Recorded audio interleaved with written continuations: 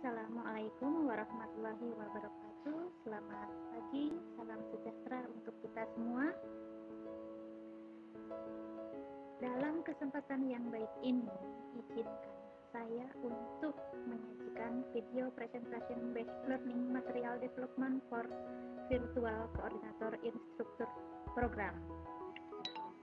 Sebelumnya, perkenalkan terlebih dahulu, nama saya Kasmiana Sulistiawati, SPDMet dari SMP Negeri 2 Cimanggu, Kabupaten Cilacap, Provinsi Jawa Tengah. Materi yang akan saya sampaikan kali ini adalah materi peluang, yaitu materi matematika kelas 8 SMP. Terkait peluang, hal yang biasa sekali ditemukan adalah dalam kehidupan sehari-hari, diantaranya anak bermain dadu. Ada juga permainan dadunya sekarang tinggal diunduh saja di Play Store di HP. Lalu kalau bicara tentang tim nasional Indonesia, banyak sekali pertanyaan tentang bagaimana peluang tim nasional Indonesia akan memenangkan, akan menjadi juara. Bagaimana peluang kemenangan pertandingan Indonesia dengan Malaysia? Misalnya lagi, bagaimana peluang terpilihnya nomor urut 2 sebagai ketua OSIS? Hal-hal seperti itu biasa ditemukan dalam kehidupan sehari-hari. Sebenarnya apa itu? Kita pelajari lebih lanjut, namun sebelumnya kita harus belajar terlebih dahulu tentang apa itu ruang sampel dan titik sampel, baru kemudian kita belajar tentang peluang suatu kejadian. Ya, baik, yang pertama tentang ruang sampel dan kejadian. Perhatikan sekeping mata uang logam dengan sisi-sisi angka dan gambar. Dicontohkan ini untuk koin nilai Rp200, sisi angka yang ada nilai nominalnya dan sisi gambar yang ada tulisan Bank Indonesia. Dapat dikatakan bahwa ruang sampelnya dilambangkan dengan huruf S, penulisannya menggunakan kurung kurawal A, G. Sedangkan untuk titik sampel, angka, dan gambar, maka banyaknya anggota ruang sampelnya ada 2.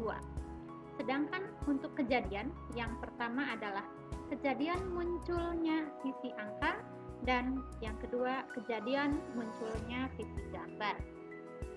Ya, perhatikan pelemparan sebuah dadu bersisi 6.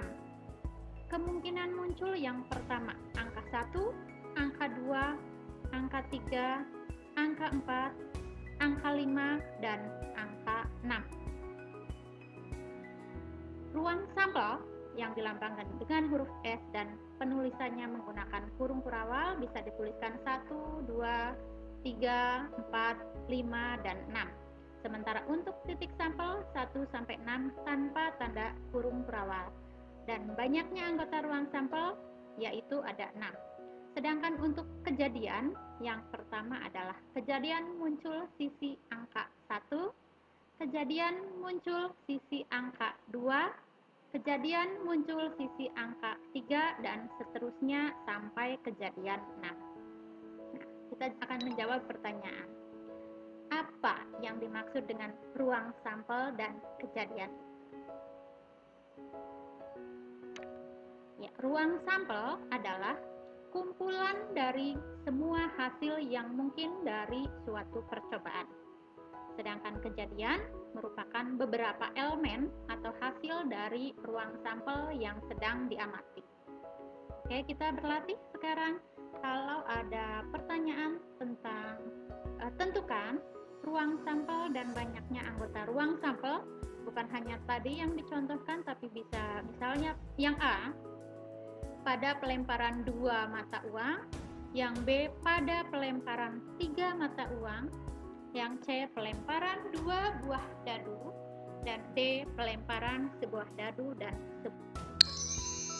misalnya 2 buah koin Yang pertama koin 1000-an dan koin 500-an masing-masing dengan dua permukaan atau dua sisi angka dan gambar. Berapa banyaknya anggota ruang sampel akan kita cari nanti.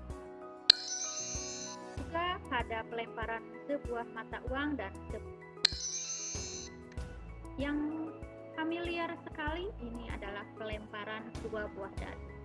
Dadu putih sebagai dadu pertama dan dadu merah sebagai dadu kedua. Untuk permukaan masing-masing sama 1 sampai 6. Jadi kemungkinan muncul 1 pada dadu putih dan 1 pada dadu merah 1,1 dan seterusnya sampai 6,6. Maka banyaknya anggota ruang sampel pada tabel ini jelas sekali terlihat 6 dikali 6, yaitu 30.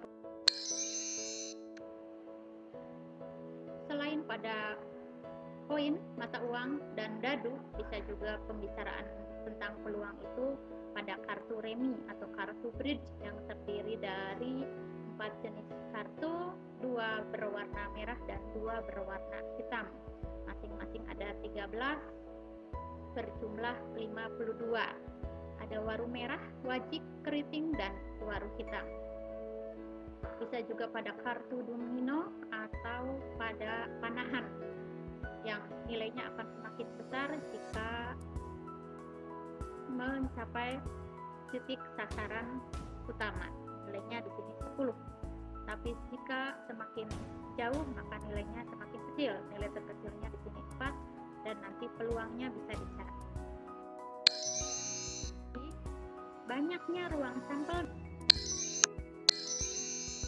hasil kali dari banyak ruang sampel percobaan pertama S1 dikalikan dengan banyaknya ruang sampel pada percobaan kedua S2, maka NS adalah S1 kali. Dan untuk peluang suatu kejadian sampel S PA NA per NS dengan PA peluang kejadian A, NA banyak kejadian A, dan NS banyaknya ruang. Pada percobaan melempar sebuah dadu sekali, A adalah munculnya mata dadu bilangan ganjil, prima ganjil. A, contoh kejadian yang perlu dicari nilai peluangnya. Misalnya lagi, pada pelemparan sebuah dadu, tentukan peluang munculnya sisi berangka ganjil. Dengan ruang sampel 1 sampai 6 ada 6 dan untuk yang ganjil ada 3.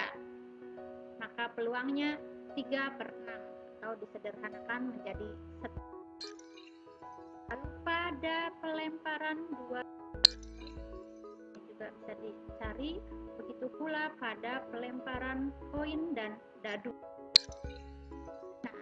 Nilai peluangnya sudah berada pada kisaran yang ditentukan, yaitu antara 0 sampai dengan 1, dan peluang yang bernilai 1 itu disebut kejadian yang pasti terjadi, dan yang bernilai 0 adalah kejadian yang mustahil, yang tidak mungkin terjadi.